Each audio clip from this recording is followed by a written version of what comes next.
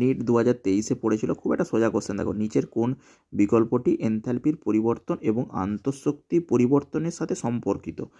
ঠিক আছে, এনথ্যালপির পরিবর্তন বলেছে আর আন্তঃশক্তি পরিবর্তন বলেছে। ঠিক আছে, এনথ্যালপি পরিবর্তন মানে দেখো এই ডেল এইচ এটাই কি বলি আমরা এনথ্যালপি, আর ডেল ইউ এটাই কি বলি আমরা ইন্টারনাল এনার্জি। তার মানে আমরা এনথ্যালপি সংজ্ঞাটা জানলেই হয়ে যাবে। এনথ্যালপির সংজ্ঞা কি বলছে, যে ইন্টারনাল এনার্জি থাকবে, তার সাথে যদি আমরা পিভি পরিমাণ এনার্জি যোগ করে দিই, পিভি মনেই তো এনআরটি, পিভি মনেই তো এনআরটি, তাহলে পিভি পরিমাণ যদি শক্তি যোগ করে দিই এই ইন্টারনাল এনার্জির সাথে, ইন্টারনাল এনার্জির সাথে যদি আমরা পিভি পরিমাণ শক্তি যোগ করে দিই, সেইটা হয়ে যাবে আমাদের এনথ্যালপি।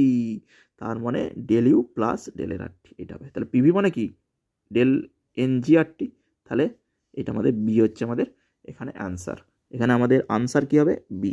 এখানে আমাদের উত্তর হবে বি, কারণ এনথ্যালপি সংজ্ঞা কি বলছে, যে আমাদের ইন্টারনাল এনার্জি, ঠিক আছে, যেটা আন্তঃশক্তি বলতে পারো, ইন্টারনাল তোমার নিজের মধ্যে যে শক্তিটা ভাবো, ইন্টারনাল সিস্টেমের মধ্যে এটা আছে, এটা এখানে তো সব সিস্টেম দিয়ে সিস্টেমের মধ্যে, তার সাথে যদি আমি পিভি পরিমাণ শক্তি যোগ করি দিই, পিভি, সেই পিভিটা এখানে del n RT, del n RT PV.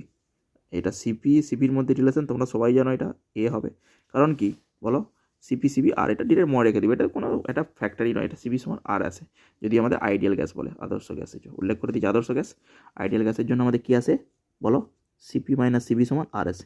Ideal গ্যাসের জন্য আমাদের সিপি মাইনাস সিপি সমান। এবার সমষ্ণ প্রক্রিয়া, সমষ্ণ মানে এটাকে বলে আইসোথার্মাল, মানে যেখানে আমাদের কোনো আমাদের টেম্পারেচারে সমষ্ণ, উষ্ণতা মানে কি টেম্পারেচারে আদান প্রদান হবে না।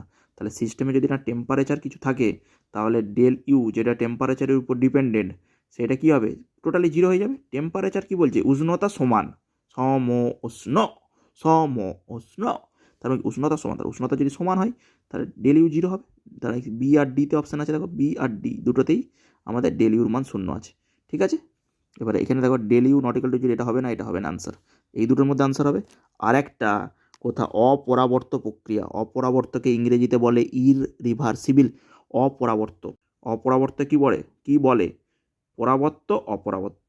পরাবর্ত এই যে এরকম যদি আমার চিহ্ন থাকে, রিভার্সিবল মানে ডান দিকে ডিরেকশনটা পজিট করবে, আবার বাঁ দিকে আমাদের একটা ইকুইলিব্রিয়াম স্টেটের সৃষ্টি হবে, সেটাকে বলে আমাদের রিভার্সিবল মানে পরাবর্ত। আর অপরাবর্ত মানে কি, ইররিভার্সিবল। তাহলে ইররিভার্সিবল স্টেটের জন্য কি হয়, সবসময় এন্ট্রপি মনে রাখবে, সবসময় এন্ট্রপি বাড়বে, সবসময় বিশ্ব ব্রহ্মাণ্ডের এন্ট্রপি বেড়েই চলেছে, সবসময় বিশ্ব ব্রহ্মাণ্ডের এন্ট্রপি বেড়েই চলেছে, তোমারও এন্ট্রপি বাড়ছে, সেই জন্য এখানে ডেলি ওয়েট হবে, নট ইকুয়ালস টু 0।